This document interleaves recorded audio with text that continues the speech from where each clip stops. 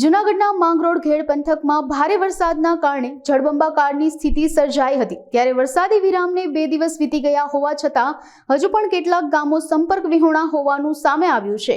માંગરોળ તાલુકાના થલ્લી ગામે તળાવની પાળો તૂટતા ખેડૂતો પરેશાન બન્યા છે। તેમજ પાળો તૂટતા પાણીનું જળસ્તર વધી જવાના કારણે ગામના લોકો તેમજ ખેડૂતો એકઠા થઈને જાત મહેનતથી તળાવની પાળો બાંધવા મજબૂર બન્યા છે। તો આ સાથે જ ઘેડ પંથકના હજુ પણ કેટલાક ગામો સંપર્ક વિહોણા છે। ત્યારે તંત્ર દ્વારા આ સમસ્યાનું નિરાકરણ કરવામાં આવે તેવી સ્થાનિકો દ્વારા માંગ કરવામાં આવી છે। જૂનાગઢ જિલ્લાના માંગરોળ તાલુકાનું થલ્લી ગામના ગ્રામ પંચાયત સરપંચ તરીકે હું ફરજ બજાવું છું।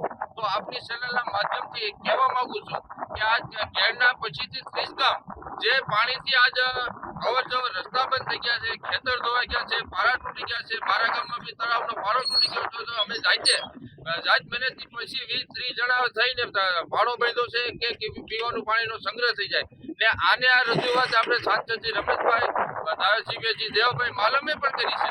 તો આનું તાત્કાલિક નિવારણ આવે ને વહેલી તકે નદી ઊંડી પોડી ને વ્યવસ્થિત થાય તો ખેડૂતને દર વર્ષે આને હાલત ભોગવવી ન પડે ને આજ હજારો વીઘામાં બિયારણ ગયું છે ને ખેતરો ધોવાઈ ગયા છે। તો ખેતરોની વળતર ને બિયારણની વળતર સરકારશ્રીને ચૂકવવા બદલ ખૂબ ખૂબ આભાર।